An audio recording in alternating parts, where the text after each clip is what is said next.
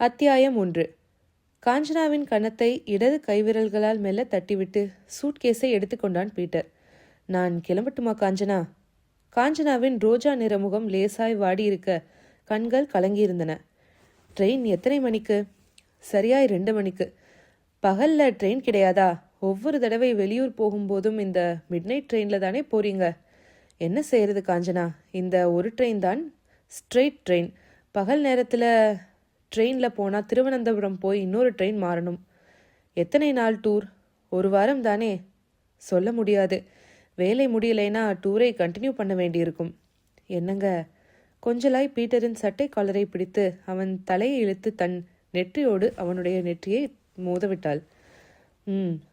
இந்த medical rep வேலையை விட்டுவிட்டு நீங்கள் வேற வேலையை தேடிக்க முடியாதா? ஏன், இந்த வேலைக்கு என்ன? மாசத்துல 20 நாள் வெளியூர் போயிடுறீங்க. என்னால் வீட்டில் தனியாக இருக்க முடியலை. பீட்டர் அவளுடைய கன்னத்தை தட்டினான். கொஞ்ச நாள் பொறுத்துக்கோ. வேற ஒரு கம்பெனியில் வேலைக்கு சொல்லி வச்சிருக்கேன். அந்த வேலை கிடைச்சிட்டா வெளியூர் பயணமே கிடையாது. நிஜமா? நிஜமோ நிஜம். பீட்டர் சொல்லிக்கொண்டே வாசலில் நின்றிருந்த ஆட்டோவை நோக்கி போனான். டூர்லிருந்து திரும்பும்போது உனக்கு என்ன வாங்கிட்டு வரட்டும்? நீங்கள் சீக்கிரம் வந்தாவே போதும். வந்துடுறேன். எனக்கு மட்டும் உன்னை பிரிஞ்சிருக்க ஆசையா என்ன? ஆட்டோவில் ஏறி பீட்டர் கை அசைக்க ஆட்டோ புறப்பட்டது. ஆட்டோ தெருமுனையில் சென்று மறையும் வரை பார்த்து கொண்டிருந்த காஞ்சனா கதவை சாத்தி தாழிட்டு கொண்டு உள்ளே போனாள். சுவர் கடிகாரத்தில் நேரம் பார்த்தாள். மணி 12:35.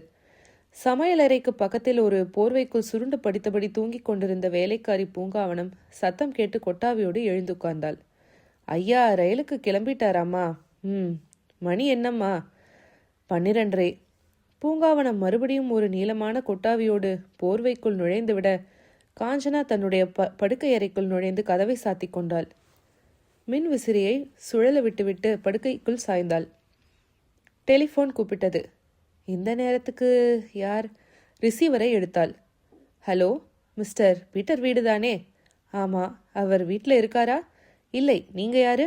நான் பாலச்சந்திரன், அவரோட ஆஃபீஸ் கொலீக். ஓ, நீங்களா? உங்களை பற்றி அவர் நிறைய சொல்லியிருக்கார். அவர் இப்போத்தான் ஆஃபீஸ் விஷயமா டூர் கிளம்பி போனார். ரயில்வே ஸ்டேஷனுக்கு தானே? ஆமாம். ட்ரெயின் எத்தனை மணிக்கு? 2 மணிக்கு. மும்பை திருவனந்தபுரம் எக்ஸ்பிரஸ் தானே? ஆமாம்.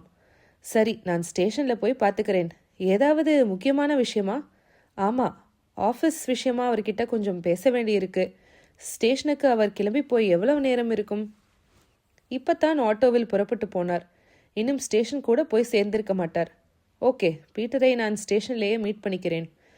மறுமுனையில் பாலச்சந்திரன் ரிசீவரை வைத்துவிட காஞ்சனாவும் ரிசீவரை வைத்துவிட்டு கண்களை மூடிக்கொண்டாள். மனசு பூராவும் ஒரு வெறுமை பரவியது. என்ன வாழ்க்கை இது! மாதத்தில் 20 நாள் ஊராய் அலைகிற உத்தியோகம். வீட்டில் இருக்கிற 10 நாளும் ஆஃபீஸ் ஃபைல்கள் பார்க்கிற எக்ஸ்ட்ரா வேலை. வெளியே வேலைக்காரி பூங்காவனத்தின் குரட்டை சத்தம் மெதுவான ரம்பம் போல் கேட்க ஆரம்பித்தது. காஞ்சனாவுக்கு தூக்கம் பிடிக்கவில்லை. புரண்டு புரண்டு படுத்தவளின் மனதில் பீட்டரை முதலாக சந்தித்த நாளும் அதற்கு பிறகு அவனை தீவிரமாய் காதலித்த நாட்களும் வீட்டை பகைத்து கொண்டு 2 வருஷங்களுக்கு முன்னால் பதிவு திருமணம் செய்து கொண்ட அந்த புதன்கிழமையும் ஞாபகத்துக்கு வந்தது. பதிவு திருமணம் முடிந்ததுமே பீட்டரோடு ஈச்சனாரி விநாயகர் கோயிலுக்கு போனதும் பீட்டர் திருநீர் பூசிக்கொண்டு விநாயகருக்கு முன்னால் தன் 2 காதுகளையும் பிடித்து கொண்டு போட்டு தோப்புக்கரணம் போட்டதும் காஞ்சனா புளியகுளம் அந்தோனியர் கோயிலுக்கு போய் சேலையை முக்காடு போட்டுக்கொண்டு அப்பம் சாப்பிட்டதும் அவள் மனதுக்குள் சுகமாய் நிழலாடின. நிகழ்ச்சிகள் ஒவ்வொன்றாய் வந்து மனதுக்குள் மோதி இமைகளை கணக்க வைக்க காஞ்சனாவின் கண்கள் மெல்ல சொருகி தூக்கத்துக்கு போயின. எவ்வளவு நேரம் தெரியவில்லை. ஏதோ சத்தம் கேட்டு காஞ்சனா திடும் என்று விழித்து கொண்டாள். கழுத்தும் முகமும் வியர்வையாய் போயிருக்க பயமாய் எழுந்து உட்கார்ந்தாள். சுவர் கடிகாரத்தில் மணி 1. அது என்ன சத்தம்? யாரோ அலறியது போல். ஒரு பெண்ணின் குரலா, இல்லை ஆணின் குரலா? கட்டிலை விட்டு எழுந்த காஞ்சனா மறுபடியும் அந்த சத்தத்திற்காக காத்திருந்தாள். 5 நிமிஷம் வரைக்கும் எந்த சத்தமும் கேட்காமல் போகவே மெல்ல நடந்த அறை கதவை திறந்து கொண்டு வெளியே வந்தாள். வேலைக்காரி பூங்காவனத்தின் குரட்டை சத்தம் இப்போது மரம் அறுக்கும் பெரிய ரம்பமாய் மாறியிருந்தது. போர்வை விலகியிருக்க வாய் பிளந்து அசிங்கமாய் தூங்கிக் கொண்டிருந்தாள். காஞ்சனாவின் நடை சத்தம் கேட்டதும் பூங்காவனத்தின் தலைமேல் உட்கார்ந்திருந்த ஒரு கரப்பான் பூச்சி விழுந்தெடுத்து கொண்டு ஓடி மறைந்தது. காஞ்சனா அவளை நெருங்கி குரல் கொடுத்தாள். பூங்காவனம். நிசப்தம். தோலை பிடித்து உசுப்பினாள். ஏய் பூங்காவனம்! அந்த உசுப்புலுக்கு மரியாதை கொடுப்பது போல் குரட்டை 10 வினாடி நேரத்துக்கு நின்று பின் பழையபடியே தொடர்ந்தது. இவளை எழுப்ப முடியாது. பீட்டர் ஊரில் இல்லாத நேரத்தில் துணைக்கு வந்து படுத்துக்கொள்வதாக பெயர். ஒரு பிரயோஜனமும் கிடையாது. தூங்க ஆரம்பித்து விட்டால் மரக்கட்டையும் இவளும் ஒன்று. காஞ்சனா மேற்கொண்டு வேலைக்காரியை எழுப்பாமல் தன்னுடைய அறையை நோக்கி போனாள். அந்த அலறல் சத்தம் கேட்டது உண்மையா இல்லை பிரம்மையா? பக்கத்தில் வீடுகளும் கிடையாது. காலி மனைகளில் இப்போதுதான் வீடுகள் முளைக்க ஆரம்பித்திருக்கின்றன. காஞ்சனா மறுபடியும் படுக்கை அறைக்குள் நுழைந்து கட்டிலில் சாய்ந்தாள். சுவர் கடிகாரத்தில் மணி இப்பொழுது 1:35. மெல்ல கண்கள் மூடினாள். தூக்கம் தூரப் போய் நின்று கொண்டது. இதயம் பயமாய் நொண்டிக் கொண்டிருக்க மூளை தீவிரமாய் அந்த அலறலை ரீவைன் செய்து பார்த்தது. கேட்டது ஆண் குரலா பெண் குரலா? உண்மையில் குரல் கேட்டதா இல்லை பிரம்மையா? வியர்த்தபடியே யோசித்து குழம்பிக் கொண்டிருக்கும் போதே அந்த அலறல் சத்தம் இருட்டையும் நிசப்தத்தையும் கீறிக்கொண்டு ஒரு தகரத்தில் ஆணியை வைத்து கிழித்தாற் போல் நீளமாய் கேட்டது. ஒரு பெண்ணின் அலறல் வடிந்து வாகனங்களில் நிரம்பி வெளியேறி கொண்டிருந்தார்கள். இந்த 2வது அத்தியாயத்துக்கு வேண்டிய ராகினி, வேதா, ராஜலட்சுமி, அம்பை படிகளில் இறங்கி 2 வீலர் பார்க்கிங்கை நோக்கி நடந்தார்கள். என்னடி படம் பிடிச்சதா? போர். எனக்கு பிடிச்சது. இது உன்னோட ஃபேவரட் ஹீரோ படம். பிடிக்காமல் இருக்குமா? அவனும் அவனோட முகரை கட்டையும் க்ளோஸ்அப்பில் பார்த்தா வாந்தி வர மாதிரி இருக்கு. மேக்கப் அப்படி. மேக்கப் போட்டிருக்க மாட்டாங்கன்னு நினைக்கிறேன். ஏய், இந்த கிண்டல் தானே வேணாம்ங்கிறது. இப்படி பேசினா எனக்கு கோபம் வரும். உனக்கேண்டி கோபம் வருது? உன்னோட ஃபேவரட் ஹீரோவை நீ நேரில் பார்த்துருக்கியா? நான் பார்த்துருக்கேன். சப்பி போட்ட மாங்கொட்டை மாதிரி மூஞ்சி. ஏய் வேண்டாம் ராஜி, இவளை பாரேன். அம்பை, பேசாம வாடி. அவளை எப்போ பார்த்தாலும் டீஸ் பண்ணுறதே உனக்கு வேலையாய் போச்சு. ராகினி, உனக்கு படம் பிடிச்சதா? பரவாயில்லை. படத்தோட முதல் பாதி கெட்டி தயிர், இன்டர்வலுக்கு மேல் நீர் மோர். படத்தில் கொஞ்சம் காமெடி இருக்க போய் உட்கார முடிஞ்சது. 2 வீலர் பார்க்கிங்கில் எல்லா வாகனங்களும் புறப்பட்டு போயிருக்க அவர்களுடைய 2 கைனட்டிக் ஹோண்டாக்கள் மட்டும் நின்றிருந்தன. ராஜலட்சுமியும் வேதாவும் ஸ்கூட்டர்களை ஸ்டார்ட் செய்ய 2 பில்லியன்களிலும் ராகினியும் அம்பையும் ஏறிக்கொண்டார்கள். ஸ்கூட்டர்கள் வெளியே வந்து சோடியம் வேப்பர் வெளிச்சம் நிரம்பிய ரோட்டில் வேகம் பிடித்தது. வேதா! பில்லியனில் இருந்த அம்பை அவளுடைய தோலை தட்டினாள். என்னடி, ஒரு கோக் சாப்பிட்டு போலாமா? வேண்டாம், லேட் ஆயிடும். ஹாஸ்டல் வார்டனுக்கு தெரியாம சினிமாவுக்கு வந்திருக்கோம். வாட்ச்மேனுக்கு ஒரு பிரச்சனையும் வராதபடி நேரத்தில் போய் சேர்ந்துடுவோம். இப்பவே மணி எத்தனை தெரியுமா? எத்தனை? சரியாய் 1 மணி. இருக்கட்டுமே, அதனால என்ன? வேண்டாம், சொல்றதை கேளுடி. அடுத்த வாரம் செமஸ்டர். இந்நேரத்துக்கு கோக் சாப்பிட்டியானா த்ரோட் இன்ஃபெக்ஷன் வரும், அப்புறம் ஃபீவர் வரும். ஏற்கனவே 2 அரியர்ஸ் பாக்கி. நீ எனக்கு அட்வைஸ் பண்ணுறியா? உனக்கு எத்தனை அரியர்ஸ் பாக்கின்னு நான் சொல்லட்டுமா? உன் கூட என்னால் பேச முடியாது. அதோ அந்த கடைக்கிட்ட ஸ்கூட்டரை நிறுத்துறேன். கோக் டின் வாங்கிக்க. வேதா தன் கைனட்டிக் ஹோண்டாவை அவினாஷி ரோட்டில் விழுத்திருந்த ரெஸ்டாரண்ட்டுக்கு முன்பாய் நிறுத்தினாள். அம்பை பில்லியனிலிருந்து கீழே குதித்து ரெஸ்டாரண்ட்டுக்குள் போய் ஒரு கோக் டின்னோடு வெளிப்பட்டாள். ரைட், போகலாம். பில்லியனில் ஏறி உட்கார கைனட்டிக் புறப்பட்டது. ஒரு வாய் கோக் அருந்துவிட்டு அம்பை தன் தோளில் தொங்கிக் கொண்டிருந்த வானிட்டி பாகிலிருந்து அந்த செல்போனை எடுத்து உயிர்ப்பித்து கொண்டே கேட்டாள். வேதா, ஏதாவது ஒரு டெலிஃபோன் நம்பர் சொல்லேன். ஆரம்பிச்சிட்டியா உன்னுடைய விளையாட்டை? ஹாஸ்டல் போய் செருகிற வரைக்கும் பொழுது போக வேண்டாமா? ஏதாவது ஒரு நம்பர் சொல்லு. நீயே ஏதாவது ஒரு நம்பருக்கு டயல் பண்ணிக்கோ. சரி, இன்னைக்கு யார் மாட்டுறாங்கன்னு பார்க்கலாம். அம்பை சொல்லிக்கொண்டே இடது கையின் நாட்காட்டி விரலால் செல்போனின் டயலில் 7 எண்களை ஒட்டி எடுத்தாள். மறுமுறையில் ரிங் போயிற்று. அரை நிமிஷ நேரத்துக்கு பிறகு ரிசீவர் எடுக்கப்பட்டு தூக்க கலக்கத்தில் ஒரு ஆண் குரல் கரகரப்பாய் கேட்டது. யாரு? அம்பை குரலை உயர்த்தினாள். ஏன்யா, பண்ணக்கூடாத தப்பை பண்ணிட்டு நிம்மதியா தூங்கிட்டு இருக்கியா? மரியாதையாய் போய் போலீஸில் சரணடைஞ்சிடு. மறுமுனையில் அந்த ஆண் குரல் பரபரத்தது. உனக்கு என்ன நம்பர் வேணும்? யோ, நான் சரியான நம்பருக்குத்தான் ஃபோன் பண்ணியிருக்கேன். மரியாதையா போலீஸில் போய் சரணடைஞ்சிடு. உனக்கு 1 வாரம் டைம் தரேன். போலீஸில் போய் பண்ணின தப்பை ஒத்துக்கோ. இல்லைனா 1 வாரம் கழிச்சு நானே போலீஸில் போய் உன்னை பற்றி சொல்லிடுவேன். ஏய், நீ யார்? பதட்டமாய் குரல் கேட்டுக்கொண்டிருக்கும் போதே செல்போனை அணைத்து விட்டாள் அம்பை. வேதா சிரித்து கொண்டே கேட்டாள். என்ன, ஆள் அரண்டுட்டானா? பின்ன இன்னைக்கு ராத்திரி முழுக்க அந்த ஆளுக்கு வைகுண்ட ஏகாதசி தான். பக்கத்து கைனடிக் ஹோண்டாவில் வந்து கொண்டிருந்த ராஜலட்சுமி வண்டியின் வேகத்தை குறைத்தபடி சொன்னாள். வேண்டாம்டி இந்த விளையாட்டு. என்னைக்காவது ஒரு நாள் ஏதாவது ஒரு விபரீதத்தில் போய் முடிஞ்சிடும். அந்த விபரீத விளையாட்டுக்கு ஒரு முற்றுப்புள்ளியை வச்சிடுறது நல்லது. அம்பை சிரித்தாள். இது ஒரு டெலிஃபோனிக் கேம், அவ்வளவுதான். ஜஸ்ட் ஒரு த்ரில், தட்ஸ் ஆல். எனக்கு என்னமோ இதெல்லாம் சரியா படலை. இந்த விளையாட்டுக்கு நீ ஒரு ஃபுல் ஸ்டாப் வைக்கலைன்னா ஒரு பெரிய பிரச்சனையில் மாட்டிக்க போற. நெவர். சொன்ன அம்பை செல்போனில் மறுபடியும் விரல் போன போக்கில் 7 எண்களை டயலில் அழுத்திவிட்டு போனை காதுக்கு கொடுத்தாள். ரிங் போய் ரிசீவர் எடுக்கப்பட்டது. ஒரு பெண்ணின் குரல் தூக்க கலக்கத்தோடு ஹலோ என்றது. அம்பை கேட்டாள். ஹலோ, உங்க கணவர் தூங்கிட்டு இருக்காரா? ஆமா, நீங்க யாரு? விமலா, விருகம்பாக்கம் விமலா. விமலாவா? விமலாதான். இந்த விமலாவை உங்களுக்கு தெரியாது? அப்பாவி மாதிரி படுத்து தூங்கிட்டு இருக்கிற உங்க கணவரை எழுப்பி கேளுங்க. அவர் எல்லாத்தையும் சொல்வார். என் உடம்புல இருக்கிற அத்தனை மச்சமும் அவருக்கு மனப்பாடம். அம்பை செல்போனை அணைத்துவிட்டு கோக்கை ஒரு வாய் குடித்தாள். வேதா திரும்பி பார்த்து சொன்னாள். அம்பை, இதெல்லாம் ரொம்பவும் அதிகம். நீ விளையாட்டுக்கு பண்ற இந்த காரியம் அந்த குடும்பத்தோட சந்தோஷத்தையே சின்ன பின்னப்படுத்தும். I don't care. நீ வண்டியை ஓட்டடி. தினசரி 2 ஆம்பளைகளோட நிம்மதியையும் தூக்கத்தையும் கொத்துக்கறியாக்கி சிதைக்கணுங்கிறது தான் என்னோட லட்சியம். சரி, உன்னோட ஃப்ளாஷ்பேக்கை ஓப்பன் பண்ணிடாதே. படம் பார்த்த தலைவலியே இன்னும் போகலை. கொஞ்சம் தள்ளி உட்கார். அரிசி மூட்டை கணக்கா மேலே சாயாதே.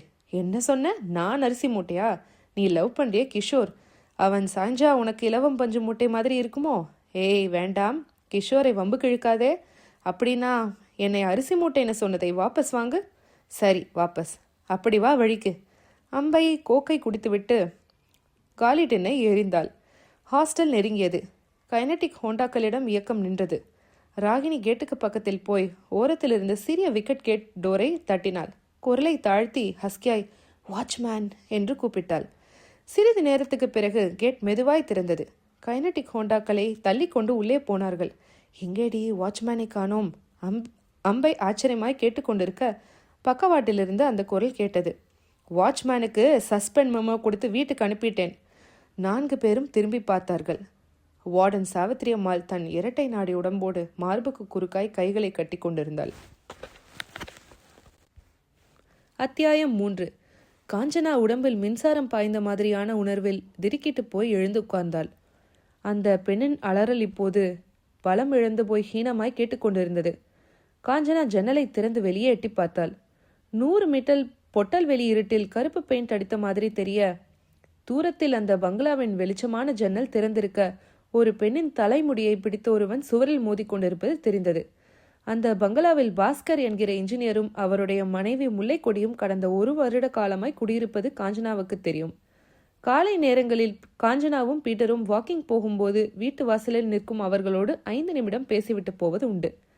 காஞ்சனா ஜன்னல் வழியாக பார்த்து கொண்டிருக்கும் போதே பெண்ணின் அலறல் நின்று போயிருக்க பங்களா ஜன்னலில் ஒட்டி கொண்டிருந்த வெளிச்சம் சட்டென்று காணாமல் போனது. காஞ்சனா சில வினாடிகளுக்கு அப்படியே திகைத்து போய் நின்றாள். அந்த பங்களாவில் என்ன நடக்கிறது?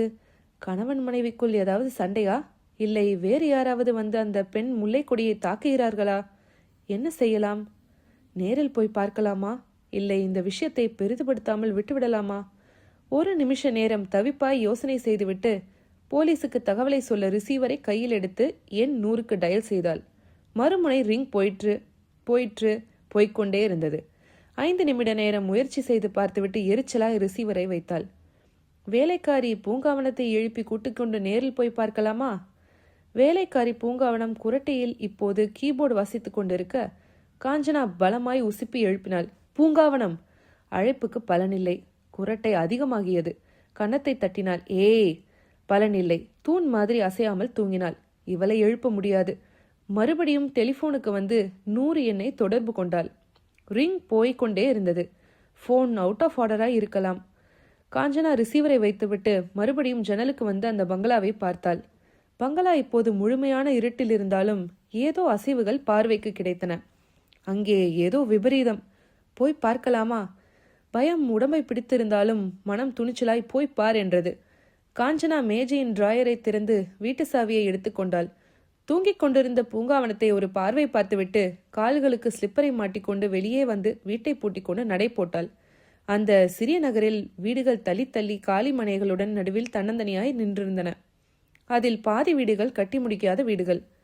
காஞ்சனா புதிதாய் போடப்பட்டிருந்த தார் ரோட்டில் வேக வேகமாய் நடை போட்டு 2 நிமிஷத்தில் பங்களாவை நெருங்கினாள். ஜன்னல்களில் லேசாய் வெளிச்சம். உள்ளே ஏதோ சத்தங்கள் கேட்டுக்கொண்டிருந்தன. காஞ்சனா காம்பவுண்ட் சுவர் ஓரமாய் நடந்து திறந்திருந்த ஜன்னல் வழியை மெல்ல எட்டி பார்த்தாள். பாஸ்கர் வாஷ் பேசினில் கையை கழுவி கொண்டிருந்தான். பாஸ்கரின் மனைவி முல்லைக்குடி சத்தமில்லாமல் கீழே விழுந்து கிடந்தாள். காஞ்சனாவுக்கு இதய துடிப்பு எகிரியது. முல்லைக்குடி உயிரோடு இருக்கிறாளா இல்லை செத்து விட்டாளா? காஞ்சனா யோசித்துக் கொண்டிருக்கும் போதே பாஸ்கர் முல்லைக்கொடியை நெருங்கி அவளுடைய கால்களை பற்றி உள்ளே இருந்த வேறொரு அறைக்கு இழுத்து போனான். காஞ்சனாவின் இதயத்தை பயம் கெட்டியாய் அடைத்து கொண்டது. முல்லைக்கொடியை பாஸ்கர் அடித்தே கொலை செய்திருக்கிறான். உடலை இங்கிருந்து வெளியே கொண்டு போய் டிஸ்போஸ் செய்வதற்குள் இந்த விஷயத்தை போலீஸுக்கு கொண்டு போக வேண்டும். டெலிஃபோனை நம்பி பிரயோஜனமில்லை. இங்கிருந்து 1 கிலோமீட்டர் தூரத்தில் இருக்கும் போலீஸ் ஸ்டேஷனுக்கு போய் விஷயத்தை நேரிலேயே சொல்லி போலீஸை கூட்டிக் கொண்டு வருவதுதான் உத்தமம். போலீஸ் ஸ்டேஷனை நோக்கி ஓட்டம் நடைமாய் நடக்க ஆரம்பித்தாள் காஞ்சனா. அத்தியாயம் 4. வார்டன் சாவித்திரி அம்மாளை பார்த்ததும் ராகினி, வேதா, ராஜலட்சுமி, அம்பை பேச்சிழந்தவர்களாய் அப்படியே நின்றார்கள்.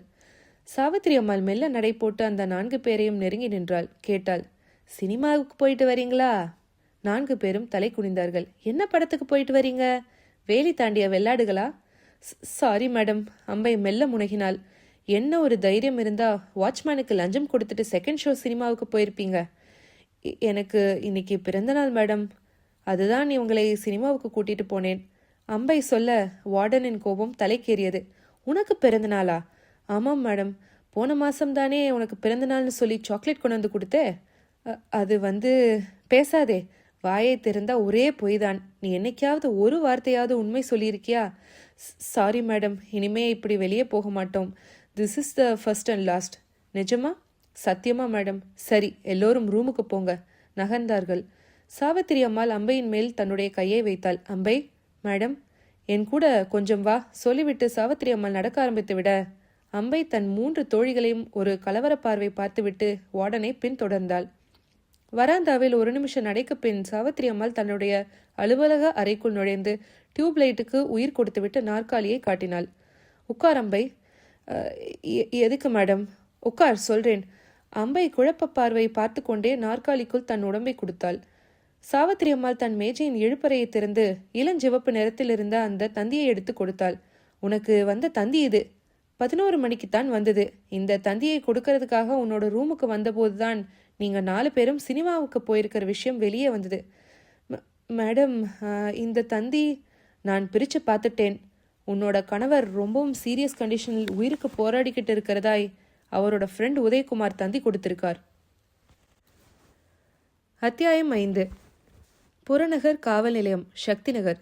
சிவப்பு பெயிண்ட் எழுத்துக்களோடு ரோட்டோரத்தில் பெரிய போர்டு தெரிய வியர்த்த முகமாய் ஸ்டேஷன் படி ஏறினாள் காஞ்சனா. ரைஃபிளை சுவரோரமாய் சாய்த்து வைத்துவிட்டு ஸ்டூலில் உட்கார்ந்து கோழி தூக்கம் போட்டு கொண்டிருந்த செக்யூரிட்டி கான்ஸ்டபிள் கண் விழித்து நிமிர்ந்தார். யாரம்மா நீ? உனக்கு என்ன வேணும்? சார், நான் சக்தி நகரில் குடியிருக்கேன். ஒரு புகார் கொடுக்கணும். என்ன புகார்? நகருக்குள்ள ஒரு கொலை நடந்திருக்கு சார். கான்ஸ்டபிளின் முகத்தில் அதுவரைக்கும் ஒட்டி கொண்டிருந்த தூக்க கலக்கம் சட்டென்று காணாமல் போயிற்று. கொலையா? யாரு? யாரை கொலை பண்ணாங்க? பாஸ்கர்னு ஒருத்தர் தன்னோட மனைவி முல்லைக்கொடியை. ஸ்டேஷனுக்குள்ள இருந்து இன்ஸ்பெக்டர் தர்மராஜ் குரல் கொடுத்தார். யோ 366, அங்கே யார் வந்திருக்கா? ஒரு பொண்ணு சார். சக்தி நகருக்குள்ள கொலையாம். உள்ளே வாமா. காஞ்சனா உள்ளே போனாள். இன்ஸ்பெக்டர் தர்மராஜ் பிரிக்கப்பட்ட ஒரு ஃபைலோடு உட்கார்ந்திருந்தார். இடது கையில் பாதி டீ நிரம்பிய கண்ணாடி டம்ளர். 50 வயதை தாண்டிய உடம்பு, பெரிதாய் நரை மீசை. சொல்லுமா, என்ன விஷயம்? சக்தி நகர்ல கொலை சார் என்று ஆரம்பித்த காஞ்சனா தான் பார்த்த எல்லாவற்றையும் சொல்லி முடித்தாள். இன்ஸ்பெக்டர் தர்மராஜ் பார்த்து கொண்டிருந்த ஃபைலையும் குடித்து கொண்டிருந்த டீ டம்ளரையும் அப்படியே வைத்துவிட்டு பதட்டமாய் எழுந்தார். வாமா போகலாம். உன் கூட வேற யாராவது வந்திருக்காங்களா? நான் மட்டும்தான் சார். தர்மராஜ் சுவரில் மாட்டியிருந்த ஜீப் சாவியை எடுத்துக்கொண்டார். கான்ஸ்டபிளை கூப்பிட்டார். 366 சார். சாராய வேட்டைக்கு போயிருக்கிற எஸ்ஐயும் ஹெட் கான்ஸ்டபிளும் ஸ்டேஷனுக்கு வந்ததும் சக்தி நகருக்கு வர சொல்லு. Yes sir. தர்மராஜும் காஞ்சனாவும் ஜீப்பில் ஏறிக்கொண்டார்கள். ஜீப் ஹெட்லைட் வெளிச்சத்தை வாரி இறைத்தபடி பறந்தது. உன் பேர் என்னம்மா சொன்ன? காஞ்சனா. வீட்டில் இப்போ வேலைக்காரி மட்டும்தான் இருக்காளா? ஆமாம் சார், நான் வந்தது கூட அவளுக்கு தெரியாது. வீட்டை வெளியே பூட்டிக்கிட்டு தான் வந்தேன். பாஸ்கர் தன்னோட மனைவி முல்லைக்கொடியை கொலை செய்ததில் நீ நேரில் பார்த்ததா என்கிட்ட சொன்ன மாதிரி வேற யார்கிட்டயாவது சொன்னியா? இல்லை சார். பாஸ்கர் உன்னை பார்த்தானா? பார்க்கலே சார். ஸோ நீ போலீஸ் ஸ்டேஷனுக்கு வந்தது அவனுக்கு தெரியாது? தெரியாது சார். உன்னோட கணவர் எப்போ ட்ரெயினுக்கு புறப்பட்டு போனார்? 12:30 மணி இருக்கும் சார். ஒரு பெண்ணான நீ இவ்வளவு தைரியமாக போலீஸ் ஸ்டேஷனுக்கு வந்து தகவல் சொல்லியிருக்கே, அதுக்கே உனக்கு ஒரு அவார்டு தரலாம். அதெல்லாம் வேணாம் சார். அந்த பெண்ணை நினைச்சா எனக்கு பாவமாக இருக்கு. ரொம்ப நல்ல பொண்ணு சார். நான் வழியில் பார்க்காம போனாலும் நிறுத்தி வச்சு சிரிக்க சிரிக்க பேசும். அவளோட ஹஸ்பண்டும் நல்ல டைப் தான். ஆனால் இப்படி ஹாஷா ஏன் நடந்துக்கிட்டாருன்னு தெரியல. சுவத்தில் அவளோட தலையை மோத வச்சு கொண்டு இருக்கார் சார் அந்த மனுஷன். கணவன் மனைவிக்குள்ள சண்டை வர எவ்வளவோ காரணங்கள் இருக்கு. ஒரு பைசா பெறாத விஷயத்துக்கெல்லாம் புருஷன் பொண்டாட்டியை கொண்டு இருக்கான். என்னோட சர்வீஸ்ல எத்தனையோ கொலைகளை நான் பார்த்துட்டேன். ஜீப் சக்தி நகருக்குள் நுழைந்து காஞ்சனா சொன்னது. ஜீப் சக்தி நகருக்குள் நுழைந்தது. காஞ்சனா சொன்னாள், அந்த பங்களாதான் சார். ஜீப் வாசலில் போய் பெரிதாய் சீறிக்கொண்டு நின்றது. தர்மராஜ் கீழே இறங்கி காம்பவுண்ட் கேட்டை நோக்கி போனார். கேட்டை தள்ள முயன்றார். முடியவில்லை. உட்பக்கம் பூட்டு தொங்கியது. தர்மராஜ் கையில் வைத்திருந்த லாட்டியால் கேட்டை தட்டி சப்தத்தை எழுப்ப 2 நிமிஷ நேரத்துக்கு பின்னால் போர்ட்டிகோவில் விளக்கு எரிந்தது. வெளிப்பக்க ஜன்னல் திறக்கப்பட ஒரு இளைஞனின் முகம் எட்டி பார்த்தது. காஞ்சனா மெல்லிய குரலில் சொன்னாள், சார், அவர்தான் பாஸ்கர். பாஸ்கர் குரல் கொடுத்தான். யாரு? போலீஸ். பாஸ்கர் செயற்கையாய் கொட்டாவி விட்டுக்கொண்டே முன்பக்க கதவை திறந்து கொண்டு காம்பவுண்ட் கேட்டுக்கு வந்தான். என்ன சார் இந்த நேரத்துல என்றவன் காஞ்சனாவை பார்த்து புருவங்களை உயர்த்தினான். என்ன மேடம், ஏதாவது பிரச்சனையா? போலீஸோட வந்திருக்கீங்க? தர்மராஜ் குறுக்கிட்டார். மிஸ்டர் பாஸ்கர், பிரச்சனையே உங்க வீட்டில தான். முதல்ல கேட்டை கொஞ்சம் ஓபன் பண்றீங்களா? பாஸ்கர் கேட்டை திறந்துவிட தர்மராஜும் காஞ்சனாவும் உள்ளே நுழைந்தார்கள். என்ன பிரச்சனை இன்ஸ்பெக்டர்? உங்க மனைவி பேர் முல்லைக்கொடிதானே? ஆமா. வீட்டில் இருக்காங்களா? இருக்காங்க. கூப்பிடுங்க. தூங்கிட்டு இருக்கா? எழுப்பி கூட்டிட்டு வாங்க. சாரி இன்ஸ்பெக்டர், என்னோட மனைவி முல்லைக்கொடி நல்லா தூங்கிட்டு இருக்கா. அவளை எழுப்ப முடியாது. அவங்க தூங்குறாங்களா இல்லையான்னு நான் பார்க்கணும். தாராளமாய் வந்து பார்க்கலாம். Please get in. தர்மராஜும் காஞ்சனாவும் உள்ளே நுழைய பாஸ்கர் அவர்களை கூட்டிக் கொண்டு உள்ளே போனான். 2 அறைகள் அரை இருட்டாய் இருந்தன. ஓர் அறை வாசலில் போய் நின்று கொண்ட பாஸ்கர் தர்மராஜையும் காஞ்சனாவையும் ஏறிட்டான். உள்ளே வந்து பாருங்க, முல்லைக்கொடி தூங்கிட்டு இருக்கா. 2 பேரும் உள்ளே நுழைந்தார்கள். காஞ்சனாவின் பார்வைக்கு அந்த காட்சி கிடைக்க இருதயமே 2ஆய் விண்டு போன உணர்வு. முல்லைக்கொடி ஒரு இரத்த மூட்டையாய் கீழே விழுந்து கிடந்தாள். காஞ்சனா வீறிட்டாள். பாத்தீங்களா சார், நான் சொன்னது உண்மைன்னு இப்பவாவது நம்புறீங்களா? தர்மராஜ் கோபமாய் பாஸ்கரை பார்த்தார். பாஸ்கர், என்ன இது? இன்ஸ்பெக்டர், என்னோட மனைவி முல்லைக்கொடி தூங்கிட்டு இருக்கிறதா உங்ககிட்ட சொன்னது பொய் கிடையாது. நிரந்தர தூக்கம்னு சொல்லாம விட்டதுதான் என்னோட தப்பு. தர்மராஜ் மௌனமாய் நிற்க காஞ்சனா கொஞ்சம் கோபத்தோடு கொஞ்சம் திகைப்போடும் அவரை பார்த்தாள். இன்ஸ்பெக்டர், அந்த ஆள் ஒரு கோல்டு பிளட்டட் மர்டரை பண்ணி என்ன அலட்சியமாய் பேசிட்டு இருக்கான்னு பார்த்தீங்களா? முதல்ல அவனை அரெஸ்ட் பண்ணி ஸ்டேஷனுக்கு கொண்டு போங்க. தர்மராஜ் பாஸ்கரை ஒரு புன்னகையோடு பார்த்தார். ஒரு கோழியை கொல்றதா இருந்தாலும் கூட மறைவான இடத்துக்கு போய் தான் அந்த காரியத்தை பண்ணுவாங்க. நீ என்னடான்னா ஒரு கொலையை லைவ் டெலிகாஸ்ட் மாதிரி காஞ்சனாவுக்கு தெரியற மாதிரி பண்ணியிருக்க. பாஸ்கர் சிரித்தான். சாரி தர்மராஜ், அந்த வெளிப்புற ஜன்னலுக்கு கொக்கி இல்லை. எப்படியோ காத்துக்கு திறந்து கிடிச்சு போல இருக்கு. அதையெல்லாம் ஒரு பார்வை பார்த்திருக்க வேண்டாமா? நீ முல்லைக்கொடியை கொலை பண்றதை பார்த்துட்டு காஞ்சனா அவசர போலீஸுக்கு ஃபோன் பண்ணியிருக்கா. நல்ல வேலை, லைன் கிடைக்கலை. கிடைச்சிருந்தா உன்னோட கதி என்ன இருக்கும் தெரியுமா? அவர்கள் இருவரும் பேசிக்கொள்வதை கேட்ட காஞ்சனா பயத்தில் உறைந்து போய் மெல்ல பின்வாங்கினாள். இனி இன்ஸ்பெக்டரை நம்பி பிரயோஜனமில்லை. நடந்த கொலைக்கு இவரும் உடந்தை. இங்கிருந்து முதலில் தப்பிக்க வேண்டும். காஞ்சனா திகிலோடு யோசித்து கொண்டே மெல்ல பின்வாங்க பாஸ்கர் மின்னல் பாய்ச்சலாய் பாய்ந்து வந்து அரை கதவை சாத்தி தாழ் போட்டான். உதட்டில் ஒரு குரூர புன்னகை. சாரி காஞ்சனா, என்னை பத்தின உண்மை தெரிஞ்சவங்களுக்கு இந்த வீடு ஒரு ஒன்வே டிராஃபிக். ஸோ இனி நீ வெளியே போக முடியாது. என்னோட மனைவி எந்த இடத்துக்கு போயிருக்காளோ அதே இடத்துக்கு உன்னையும் அனுப்பி வைக்க வேண்டியது என்னுடைய கடமை. பாஸ்கர் பேசிக்கொண்டே போய் சுவர் அலமாரியை திறந்து கட்டை விரல் பருமனில் இருந்த அந்த 1 மீட்டர் நீல நைலான் கயிற்றை எடுத்துக்கொண்டான்.